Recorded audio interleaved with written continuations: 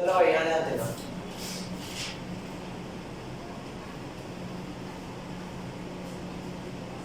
कौन सा?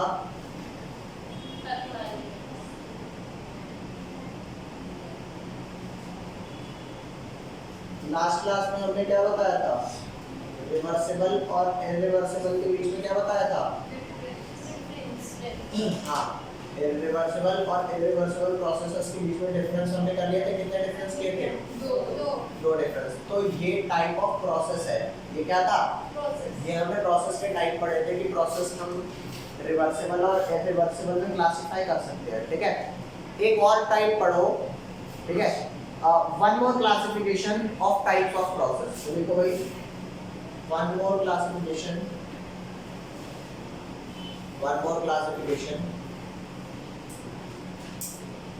for types of process.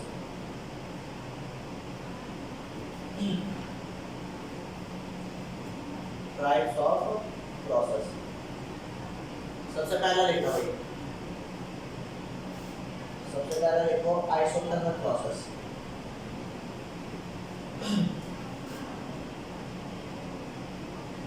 Iso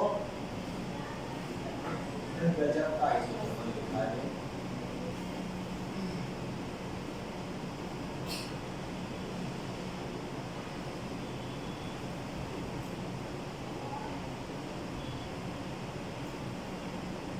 isothermal process, इसकी डेफिनेशन क्या होगी? एक ऐसा प्रोसेस जिसमें ना आप टेम्परेचर कांस्टेंट रखो और पूरा प्रोसेस कर जाओ। ठीक है भैया, जैसे बच्चे क्या होते हैं, बच्चे बात भी सुन जाते हैं सारी और दिमाग में भी कुछ नहीं पड़ता। समझ गए? तो वही है, बच्चे ज्यादा सुनते उनकी नहीं है, कितना ही मर्जी सुना लो दिमाग में कुछ नहीं पड़ता। तो भैया आइसोथर्मल प्रोसेस में कुछ मर्जी कर लो, टेम्परेचर चेंज नहीं करना, उस प्रोसेस को क्या बोलेंगे? Isothermal process. तो डेफिनेशन लिखी इसकी फटाक से, ध्यान दो बोलो। द प्रोसेस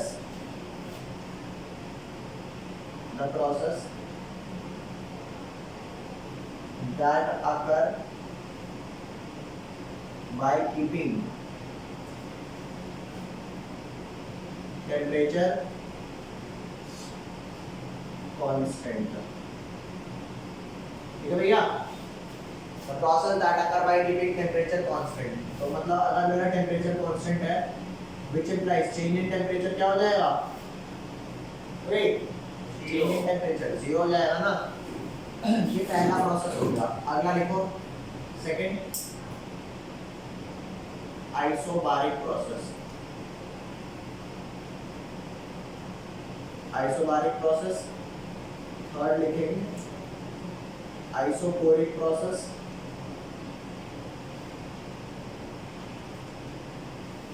फोर्थ लिखेंगे, फोर्थ क्या लिखेंगे?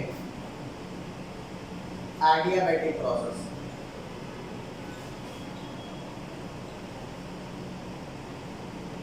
Adiabatic process.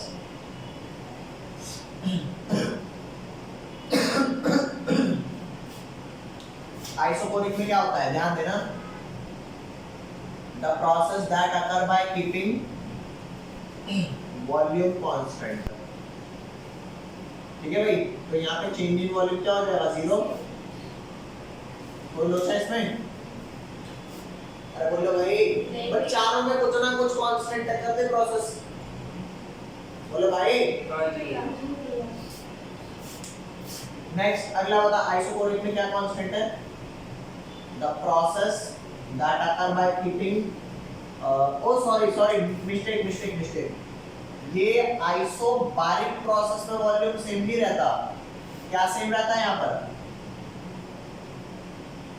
प्रेशर सेम रहता है यहाँ पर। तो यहाँ पे डेल्टा पी जीरो हुआ ना, ठीक है भाई। और आइसोकोरिक में क्या सेम रहता है? Volume constant. तो यहाँ पर delta V equal to zero है। ठीक है जी। और एडियाबैटिक में क्या होता है? The process that occur by keeping heat constant. ठीक है जी, हीट कांस्टेंट। यहाँ पे Q इक्वल टू जीरो। क्या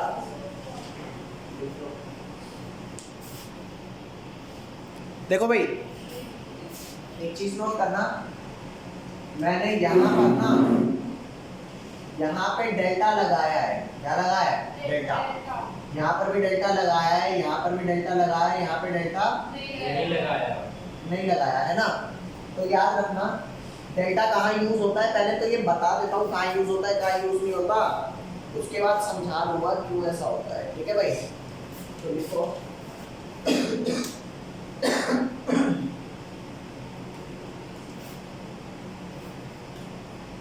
डेल्टा क्या बोलते हैं इसको? Used only with state function. कौन से फंक्शन? State function. जितने भी स्टेट फंक्शन होते हैं वहां यूज होता है, बाकी नहीं यूज होता। ठीक है, स्टेट फंक्शन मैंने तुम्हारे को पढ़ाए थे, Satya Prakash very tired he got अभी उठा ले। तो टेम्परेचर वॉल्यूम प्रेशर ये सब स्टेट फंक्शन है ना। तो जब ये चेंज नहीं होंगे तो डेल्टा टी डेल्टा बी लिखा जाएगा। लेकिन आपने आपको पाथ फंक्शन में q और w समझाया था। डबल q भी तो जनरल एनर्जी में आता है। q इंटरनल एनर्जी नहीं है, चेंज इन इंटरनल एनर्जी है। समझाओ, देखो ये समझाने में थोड़ा सा टाइम लगता है, तब तक के लिए चिल मारो। फिलहाल ये याद रखो डेल्टा यूज होता है ओनली विद स्टेट फंक्शन, और पाथ फंक्शन के साथ डेल्टा, पाथ फंक्शन के साथ डेल्टा नहीं यूज होता। Okay,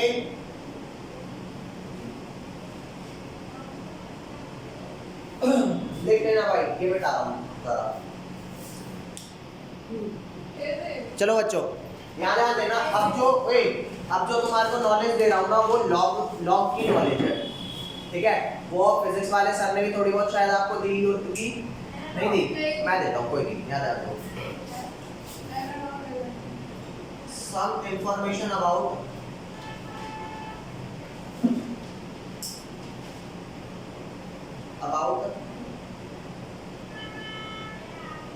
log। ठीक है रे, लॉग के बारे में कुछ इंफॉर्मेशन तो लिखने से पहले समझ लो बच्चों, ये समझना ज्यादा जरूरी है।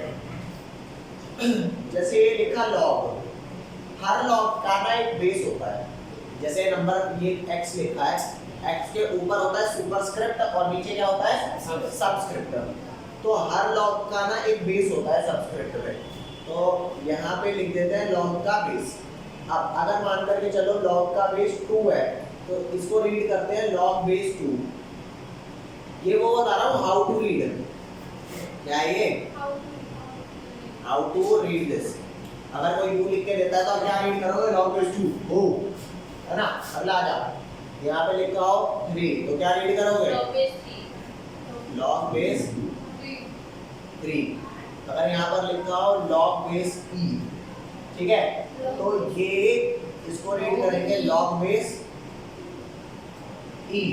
तो लॉग बेस e जो होता है ना, इसको हम ऐसे भी शो कर देते हैं ln। कैसे शो कर देते हैं? कोई ln लिख दे, मतलब आपने लॉग बेस e लिखा है। इसको क्या प्रोनाउंस करते हैं? या तो इसे लॉग बेस e कर दो, अगर ये लिखा है तो इसे क्या प्रोनाउंस करते हैं? लॉग नेचुरल, अरे L for log, N for natural, या फिर क्या प्रोनाउंस करते हैं? Natural log. ठीक है भैया, ओके। नेचुरल लॉग में कौन सा बेस होता है? अरे भैंस की पूछ ई, नेचुरल लॉग में ई बेस होता है। अब नेक्स्ट आ जाओ, यहाँ कौन सा बेस है? हाँ, ये बता देता हूँ, where E is, where E क्या होता है? a is equal to exponent. क्या होता है भाई? एक्सपोनेंट। और एक्सपोनेंट e की वैल्यू 2.71 से बड़ी और 2.73 से छोटी, तो e की वैल्यू अप्रॉक्सीमेटली क्या इक्वल हो जाएगी? 2.72। देखो फटाक से, पहले इतना ज्ञान लिख लो जल्दी से। अब यहाँ ध्यान देना, इसे क्या बोलेंगे? Log base 10। मान करके चलो लॉग ऐसे लिखा हुआ है, ठीक है, तो इसे क्या रीड करेंगे? Here no base is given ना, here no base is given. तो लिखना भैया इफ स्टार बना के इस बात को लिख लो, बहुत इंपॉर्टेंट में लिखना है इस बात को। If no base is given then assume base to be 10। अगर कोई भी बेस ना गिवन हो ना तो आपको क्या एज्यूम करना है बेस को 10। लिखो ध्यान देना, चाहे कोई सा भी बेस हो, चाहे log बेस 2 हो या 3 हो या 4 हो या 5 हो, कोई सा भी बेस हो तो सबकी एक सेपरेट टेबल होती है। क्या होती है सबकी सेपरेट टेबल, और एक टेबल बहुत बड़ी होती है। कितनी बड़ी होती है दिखाता हूं मैं आपको।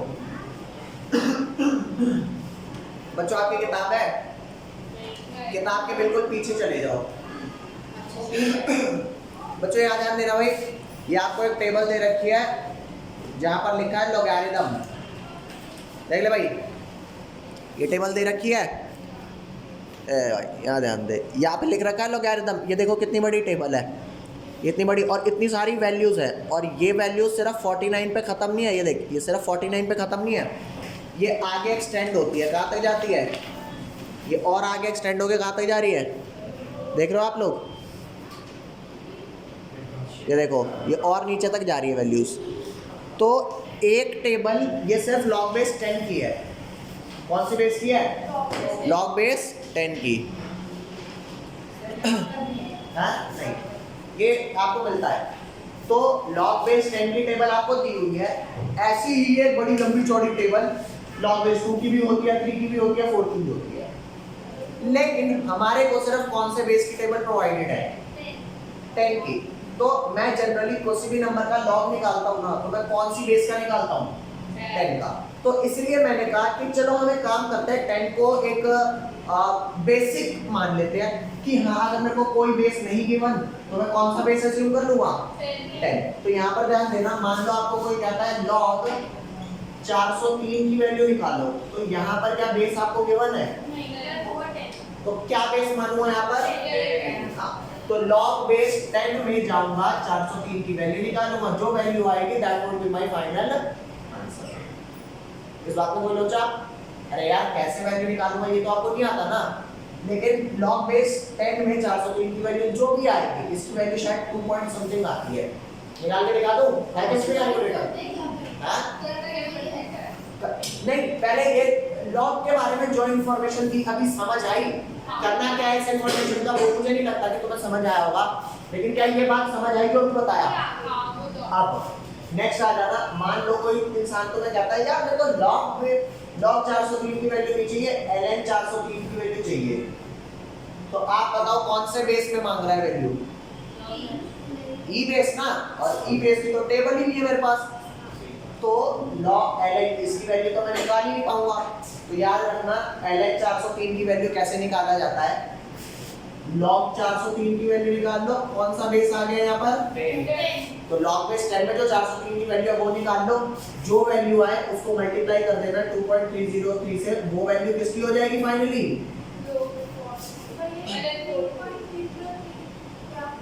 2.303। एक ऐसा कांस्टेंट नंबर है जो log बेस 10 की वैल्यू को किसमें कन्वर्ट कर देता है, log बेस e। तो कोई कहे कि हाँ भाई ln को अगर मेरे को लिखना है log, तो क्या करूंगा, उसके आगे 2.303 मल्टीप्लाई कर दूंगा, मतलब मान लो ln x किसके बराबर हो गया, 2.303 log x। ये बात समझ में आई, अरे ln गधा लिखा होगा तो 2.303 log गधा हो जाएगा, बोलो भाई पक्का, लिख लो, ये लिख लो, फिर अलजेब्रा कराता हूँ। चलो भाई याद देना, ये वाली बात आपको समझ आई ना। अब नेक्स्ट आप लिखोगे अलजेब्रा ऑफ लॉगरिथम। अरे ये लॉग हाँ, मतलब क्या करो पीसीएम में समझाया जाएगा आपको अलजेब्रा ऑफ लॉग। अच्छा लॉग का, ये लॉग तो कॉलेज में जाके नाम पड़ गया, घर वालों ने इसका नाम क्या रखा था, लॉगरिथम।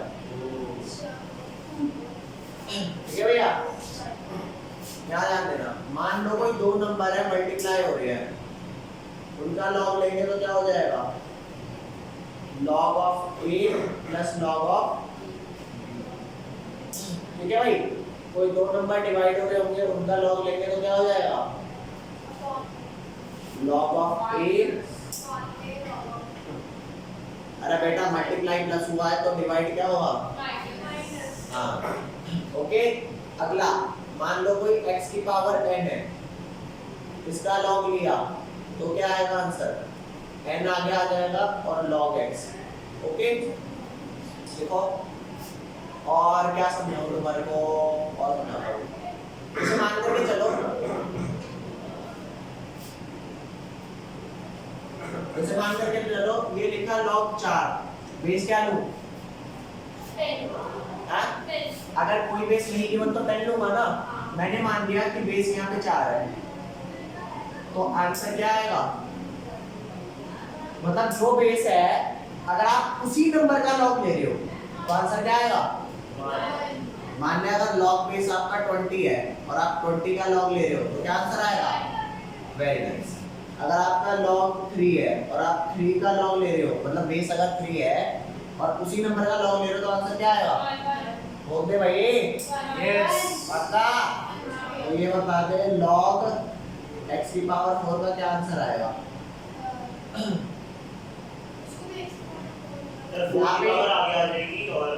ये आंसर आ जाएगा 4 आगे और log x।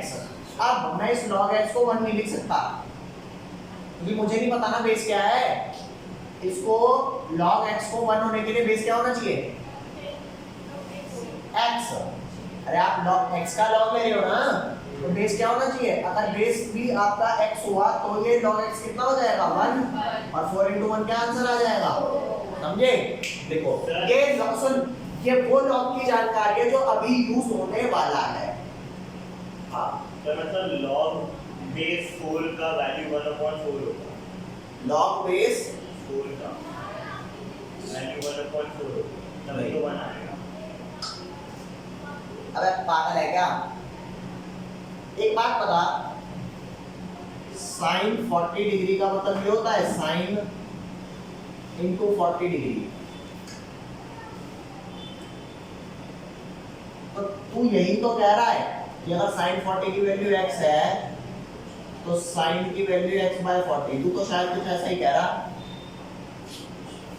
जब मेरे को लगा वैल्यू आ गई इसको मल्टीप्लाई कर दो, जब आदमी, हाँ वो वाला लोग x से सामने पर कैसे आए हैं, नहीं नहीं भैया, हाँ हाँ कौन सा वाला, ये नहीं आपके नीचे ये वाला x है, ये किसी भी नंबर का पावर अगर आप लॉग लेते हो ना तो वो पावर आगे ले आते हैं और उस नंबर का लॉग ले लेते हैं। ये कैसे अप्लाई करेंगे, मान ले लिखा है log 500 की पावर 6, तो इसको हम यूं लिख सकते हैं 6 log 500। जैसे आपने इस क्वेश्चन में करा है वैसे इसका मतलब भी समझा देता हूँ, ये ध्यान देना, ये लेफ्ट पोर्शन मिटा दो या सबसे राइट वाला मिटा दो, वो वाला, इसका ना मतलब समझा देता हूँ कि मतलब क्या है इसका। मान करके चलो यहाँ पर लिखा है log 8, मुझे नहीं पता फिलहाल log 8 की वैल्यू क्या है, मान लो log 8 की वैल्यू x है, ठीक है भाई। तो यहाँ ध्यान देना, log 8 को क्या मैं 2 की होल क्यूब लिख सकता हूँ, बोल रहे हैं अबे 2 दूनी 4 दूनी 8, 8 को 2 की क्यूब नहीं लिख सकता क्या, तो इसको 3 को आगे लिख सकता हूँ, 3 log 2 लिख सकते हैं। एंड आई नो कि log 2 की वैल्यू 0.301 होती है, तो 3 into log 2 की वैल्यू क्या 0.301, क्या वैल्यू आ गई 0.903, आ गई क्या। सर आपने इसमें तो मल्टीप्लाई करा, मेरे को बोलो तो मल्टीप्लाई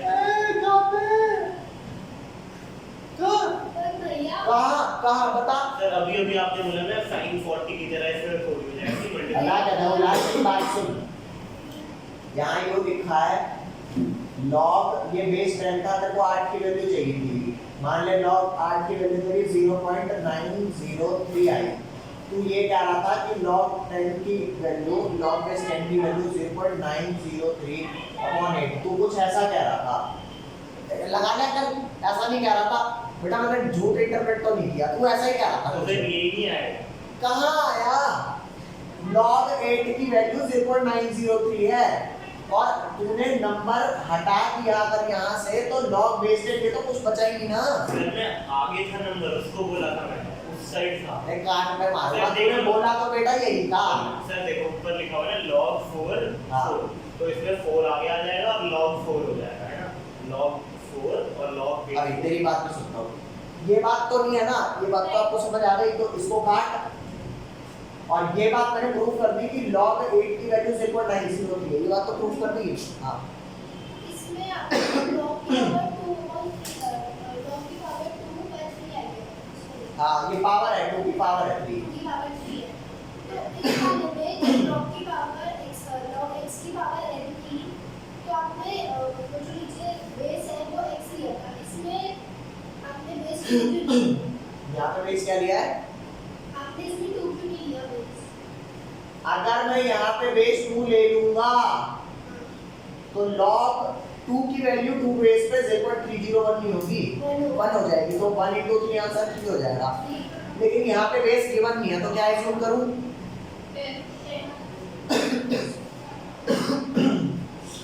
करूँ 10 ना? तो log 10 बेस पे 2 की वैल्यू क्या होती है? तो वहाँ पर मैंने assume किया था। तो वहाँ 3 एज्यूम कर लिया। नहीं, नीचे यहाँ पे भाई कोई काम कर, यहाँ पे 10 लिख दे, चल। ये लिखा 4 log x की जगह 10 बेस लिख दे। अब तू कहेगी बता बेटा इसकी क्या वैल्यू है, मैं कहूँगा बनने नहीं दे रहा, क्यों ना मेरा भाई करना है, अब मेरे को दी टेबल दो ना। अरे मैं इतना बड़ा ज्ञाता थोड़े हूँ कि मेरे को पता है कि log, भाई पहली बात तो मुझे ये नंबर ही ना बता कौन सा है। चलो मान लो अगर log 10 की टेबल मेरे पास है तो नंबर तो दे दे। याद रखना जो नंबर अगर वही बेस है तो वो वैल्यू क्या आ जाएगी, तो उस केस के लिए क्या है। अब पूछो डाउट पूछो तसल्ली से पूछ भाई, कोई भी डाउट यहाँ रिगार्डिंग रह रहा हो। मैंने आपको ये भी सॉल्व करके बता दिया, ये कैसे आया ये भी सॉल्व करके बता दिया। सर आपने सिर्फ log x की 1 लिखी है या 4 log x की 1 लिखी है? ये 4 into 1, the answer would be 4। तो मतलब ये मतलब जो बेस है अगर वही नंबर है आप उसका log ले रहे हो तो आंसर 1 है, अदरवाइज वही वो आपने x की पावर x लिख के बनाया ना उसी क्वेश्चन में, जो भी आप करा रहे हो। 4 log x की पावर x नहीं, ये एक्चुअल में था x की पावर 4। नहीं वो तो पता चल गया, पर जो आपने x की पावर 2 बनाया ना उसका पावर को पावर से करेंगे। यहाँ पावर कोई नहीं है, यहाँ जो नंबर है वही बेस है, तब आंसर 1 है। मान ले बेस मैं लेता हूँ 320, तो कौन से नंबर का log लूंगा कि आंसर 1 आएगा? 320 डैश 20 समझ गए? जो बेस है अगर वही नंबर का आप log ले रहे हो तो आंसर क्या आएगा, ये समझाने की कोशिश। क्या ये तो मैं जानकारी दे रहा हूँ आपको, बेस या तो ई यूज करना है या फिर 10। ये तो एक एक्स्ट्रा फालतू की जानकारी होगी, यूज नहीं होने वाली। हाँ, अगर आपको ये बात थोड़ी सी पता है तो आप थोड़ा अच्छा फील करोगे, लॉग में नहीं पता तो नहीं करोगे। अरे बोल दे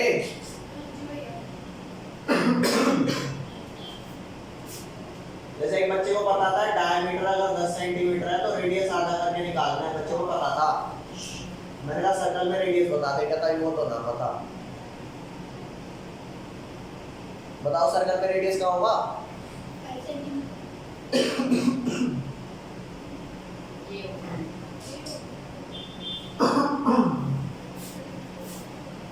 बोल भाई, होगा नहीं होगा?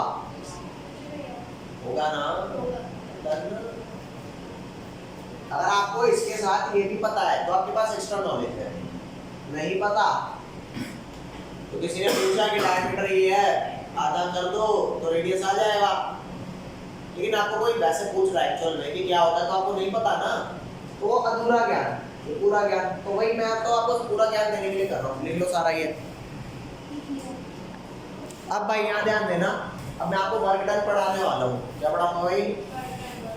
ले भाई,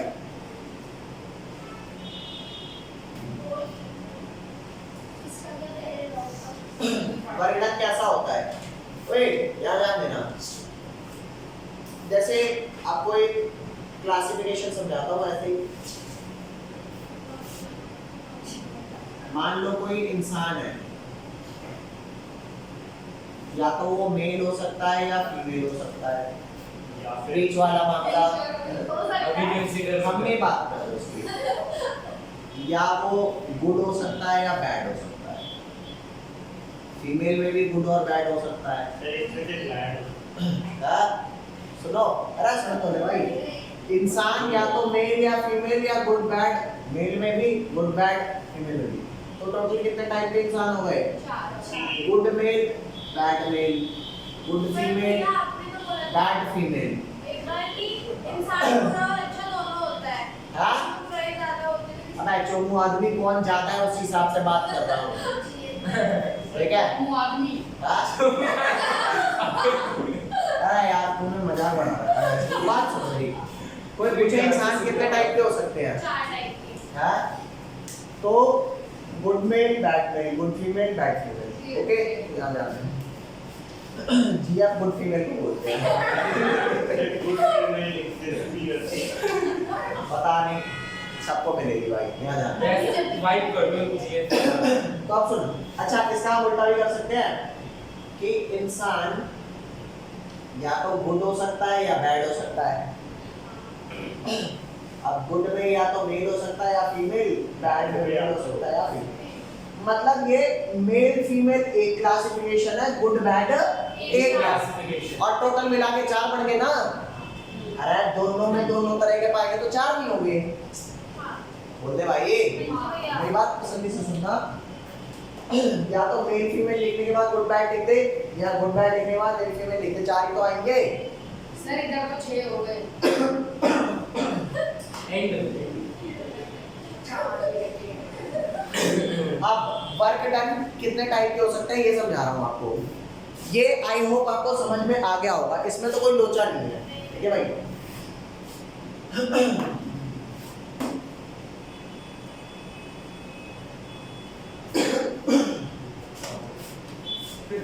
वर्क डन 2 टाइप के हो सकते हैं, या तो रिवर्सिबल या तो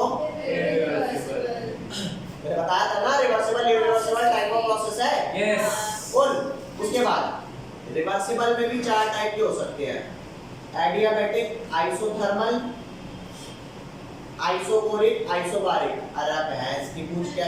देख, एडियाबैटिक में Q0, टेम्परेचर 0, प्रेशर 0, वॉल्यूम 0। अरे बोल दे भाई। यस। तो इसको क्या नाम देगा? Reversible adiabatic burger. इसको क्या नाम देगा? Reversible isothermal, reversible isobaric, reversible isochoric. Yes. तो रिवर्सिबल के टोटल 4 प्रॉब्लम नहीं हो गए, यस। और इरिवर्सिबल के क्या हो जाएंगे? 4। Irreversible adiabatic, isothermal, isobaric, isochoric. अरे बाप रे भाई। यस। P0, P0, ये समझ आया ना?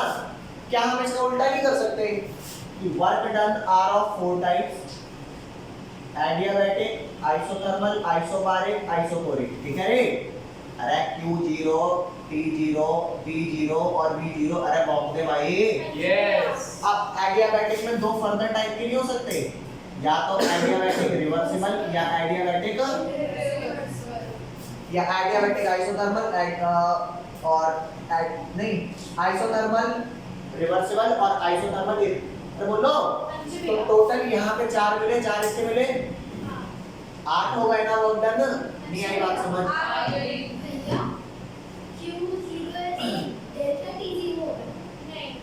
हाँ हाँ। Wow wow wow, what a brain. ऊपर सिया। She has brain। ठीक है भैया, कोई लोचा? तो आपको कौन कौन से पढ़ने हैं बस वो बता देता हूँ। हमें पढ़ना है रिवर्सिबल में आइसोथर्मल, और इरिवर्सिबल में आइसोथर्मल। बाकी हमें नहीं पढ़ना। अरे रिवर्सिबल में आइसोथर्मल पढ़ना है, यस। रिवर्सिबल आइसोथर्मल वर्क पढ़ना है, इरिवर्सिबल आइसोथर्मल पढ़ना है। क्या आपको समझ आ रहा है ये आया कहां से? अरे यार मतलब दो टाइप के रिवर्सिबल और इरिवर्सिबल। रिवर्सिबल में भी चारों तरह के, इरिवर्सिबल में भी चारों तरह के। बहुत दो यार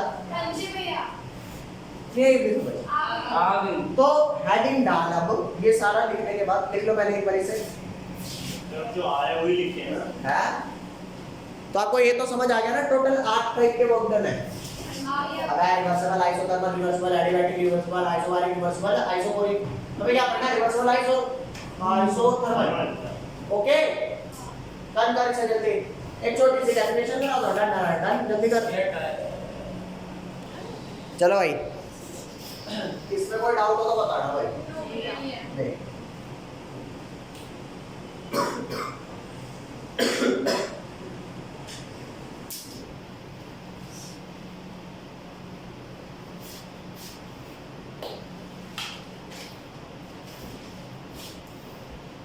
जैसे मान करके चलो ये एक सिलेंडर है और यहाँ पर एक फ्रिक्शनलेस पिस्टन है।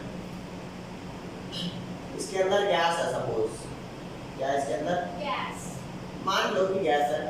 इस गैस के अंदर का प्रेशर 2 atm है, 2 एटमॉस्फेयर। ठीक है भाई, अरे बोल दे। और बाहर मतलब अंदर का प्रेशर को क्या बोलेंगे, P इंटरनल। ये पिन मैं बताया था किसको बोलते हैं, इंटरनल प्रेशर को।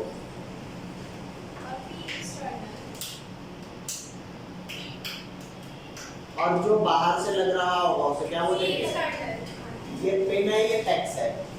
ठीक है भाई, इसको बोलेंगे एक्सटर्नल प्रेशर।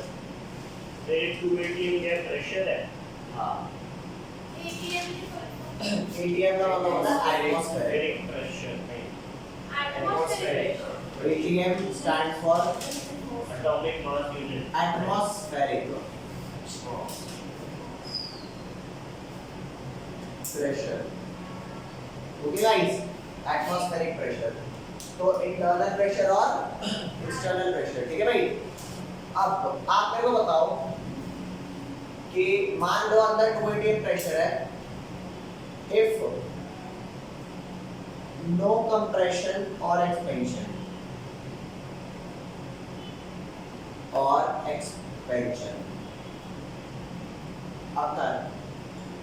अगर ना तो कोई कंप्रेशन हो रहा है ना कोई क्या हो रहा है, एक्सपेंशन हो रहा है, तो एक्सटर्नल और इंटरनल प्रेशर क्या होगा, है ना। which implies हाँ भाई बराबर होगा तभी तो जाके कोई कंप्रेशन या एक्सपेंशन नहीं हो रहा। तो दोनों की वैल्यू कितनी होगी, 2 atm होगी कि नहीं होगी इस केस के हिसाब से। वक्त है भाई।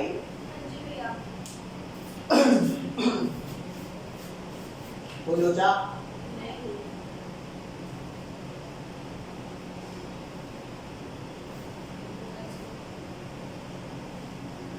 सर एक्सटर्नल Q2 है, हां एक्सटर्नल Q2 एक्सटर्नल Q2 की लेवल नहीं हो रहा। अच्छा अगर एक्सटर्नल कम हुआ तो एक्सपेंड करेगा, सर कम वो भी तो लगेगा ही इसमें, क्या 0 नहीं होना चाहिए।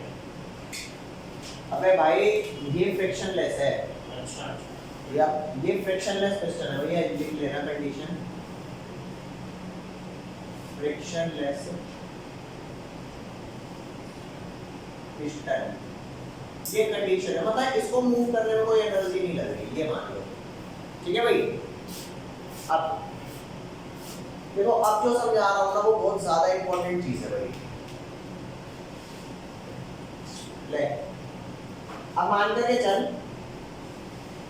मैं एक्सटर्नल प्रेशर इफ we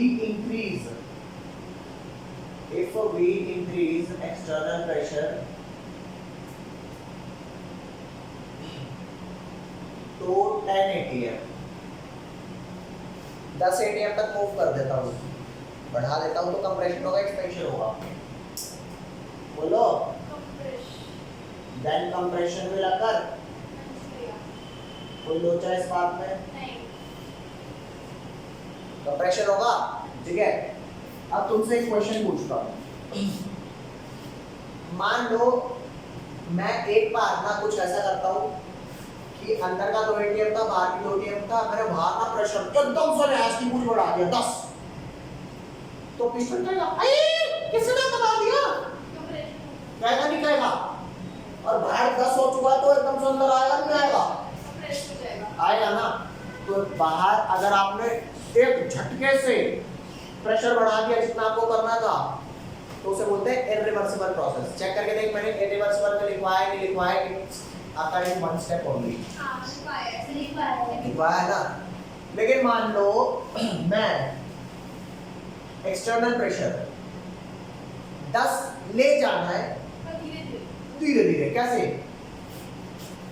पहले 2 था मैंने करा 2.1 करा तो बाहर प्रेशर ज्यादा हुआ अंदर कम, वो हल्का सा नीचे मूव करेगा, फिर मैंने क्या कर दिया 2.2 हल्का सा और नीचे आएगा, फिर क्या कर दिया, ऐसे करते करते टाइम लग जाएगा नहीं लग जाएगा, दिस इज रिवर्सिबल। तो लास्ट क्लास में मैंने आपको रिवर्सिबल और इरिवर्सिबल की डेफिनेशन कराई थी। अगर कोई पूछे रिवर्सिबल इरिवर्सिबल में क्या फर्क है, समझाता हूँ। मान लो कोई भी टीचर आपको बहुत इरिवर्सिबल तरीके से पढ़ा सकता है, मुझे ये भी होगा वो भी होगा वो भी होगा वो भी होगा, अरे बच्चा तो समझने में टाइम लेगा। या कोई अच्छा एक बढ़िया सा एग्जांपल देता हूँ। मान लो तुम एक दिन में 3 बार खाना खाते हो फॉर एग्जांपल, और 10 दिन तक खाना खाना है, तो कितनी बार खाना खा लोगे, 30। ये रिवर्सिबल और इरिवर्सिबल समझा रहा हूँ।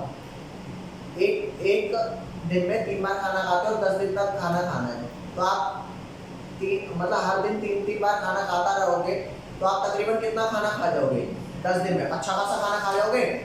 लेकिन अगर कोई बंदा यूं कहे ये जो तूने 10 दिन में खाना खाया है ना, अगले महीने भूखा रखूंगा 9 दिन पूरे, और 2 सुबह और दोपहर भूखा रखूंगा, और लास्ट में सारा खाना दे दूंगा, खा जाएगा आदमी। तो तुम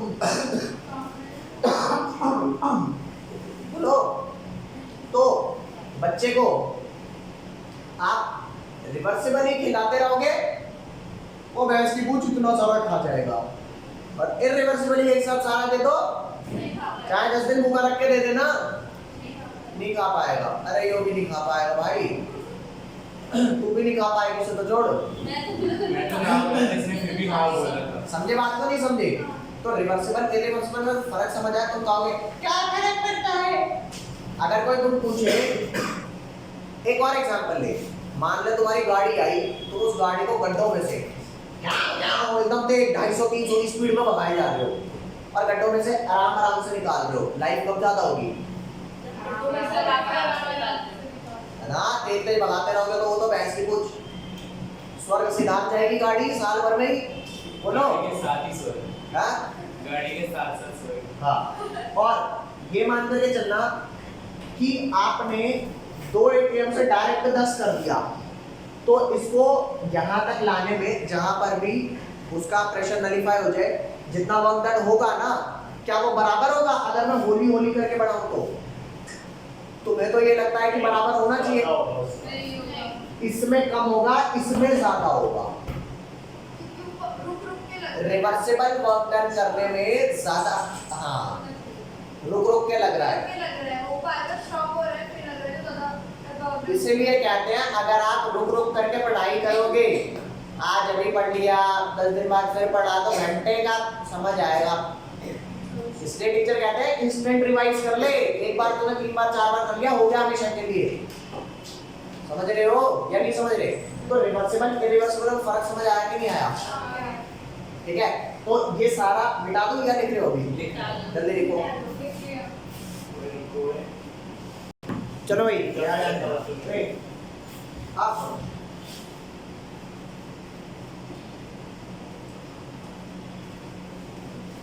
यहाँ तक कोई डाउट हो तो बताओ भाई। नहीं है। आप हेडिंग डालो, अब डेरिवेशन स्टार्ट होती है। Derivation for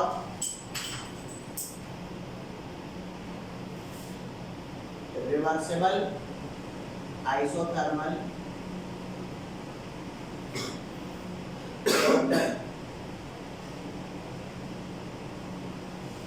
for an ideal gas. ठीक है, यहाँ से अब हम नेक्स्ट क्लास में पढ़ेंगे, ठीक है भाई?